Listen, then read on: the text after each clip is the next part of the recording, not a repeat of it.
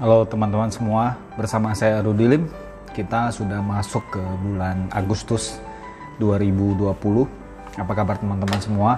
Saya yakin kita semua sudah mulai beradaptasi untuk keadaan new normal, dan banyak dari kita sudah mulai masuk ke kerjaan kita, dan yang berbisnis sudah mulai aktivitas dan sebagainya. Nah, untuk kondisi saat ini kita tentunya harus pintar-pintar beradaptasi. Ya, nah dalam video kali ini saya mau sharing dengan teman-teman adalah tentang kemampuan beradaptasi. Kita tahu dalam hidup saat ini, khususnya melewati pandemi COVID-19 ini, banyak yang telah kena dampak, ya, baik dari segi pekerjaan, segi bisnis, finansial, keluarga, semua kena dampak. Dan sekarang kita mulai masuk ke new normal, kita mulai menjalani sebuah kehidupan dengan cara-cara yang baru. Dan tentunya kita juga nggak bisa tinggal diam, nggak bisa cuma di rumah aja, dan kita harus beradaptasi. Nah, bagaimana caranya kita bisa beradaptasi dengan perkembangan saat ini dan tetap bisa unggul jadi seorang pribadi yang sukses, jadi seorang pemenang. Nah, ada 3 tips yang saya mau bagikan kepada teman-teman semua. Pertama, untuk bisa beradaptasi kita harus mau meninggalkan cara-cara yang lama. Maksudnya apa? Cara-cara yang kita dulu pakai yang mungkin bisa berhasil, tapi hari ini sudah tidak relevan atau sudah tidak efektif lagi. Nah, kita harus tinggalkan cara-cara kita yang lama.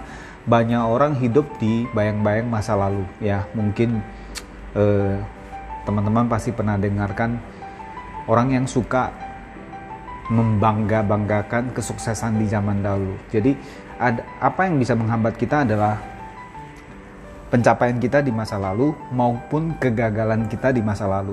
Jadi banyak orang yang mungkin dulunya tidak berhasil atau gagal, dan dia selalu membawa pengalaman itu ke masa depan. Setiap mau melakukan, mencoba sesuatu yang baru, berpikir bahwa tidak bisa, berpikir gagal dan sebagainya.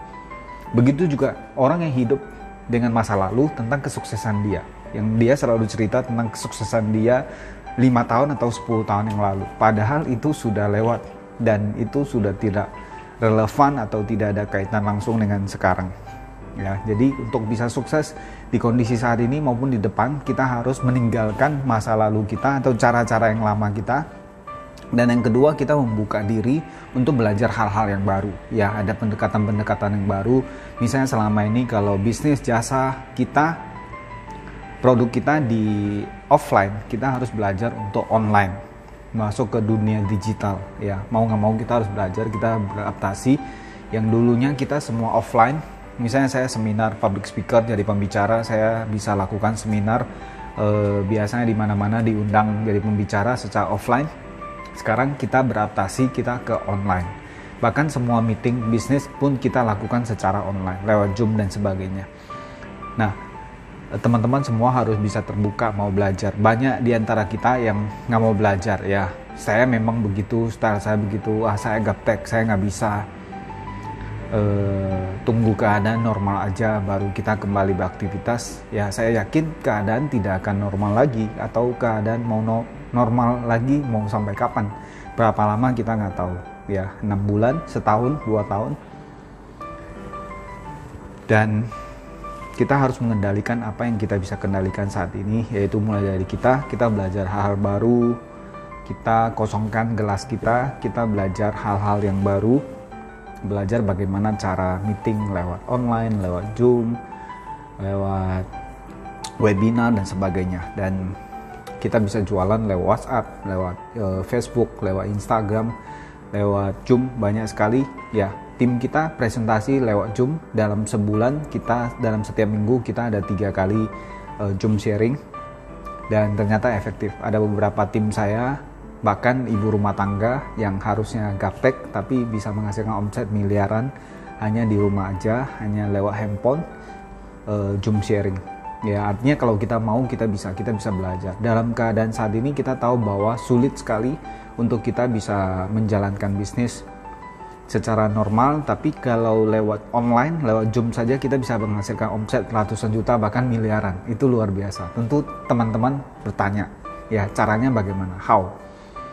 Yaitu ya kita adaptasi hal-hal baru, kita mau belajar. Dan tentunya di Zoom itu juga kita harus efektif, ya. Jadi jangan Misalnya kita meeting lama-lama 2 jam, 3 jam juga nggak efektif. Lama-lama orang bosan. Jadi bagaimana dalam waktu 1 jam biasanya.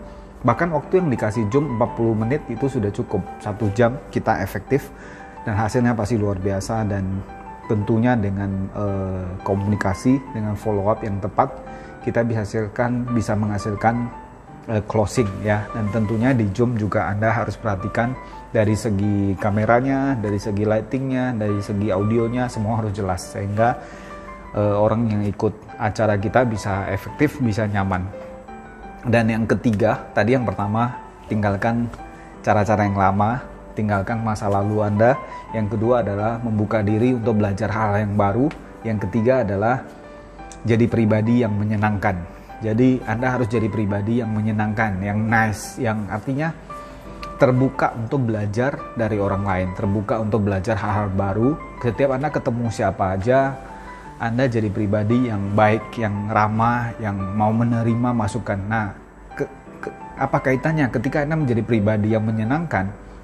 Mendadak akan banyak peluang baru yang datang ke dalam hidup kita, ya. Mendadak keadaan menjadi lebih baik, ya. Dan terutama di saat ini kan di luar sana pasti banyak orang yang butuh bantuan kita, butuh dukungan, butuh support kita. Nah, kita bisa jadi pribadi yang baik, yang ramah dengan semua orang, membantu. Dan kalau kita membantu orang lain, percaya ya, orang lain juga akan membantu kita. Tuhan dan alam semesta juga akan membantu kita. Ya, jadi semoga 3 tips ini bermanfaat teman-teman. Tinggalkan masa lalu, apa yang bisa efektif zaman dulu belum tentu bisa efektif saat ini. Dan membuka diri untuk belajar hal-hal yang baru. Dan yang ketiga, menjadi pribadi yang bermanfaat. Oke, sekian sharing dari saya teman-teman, semoga bermanfaat. Jika video ini bermanfaat, silakan di like, komen, share, dan subscribe ya. Sampai jumpa di video yang akan datang.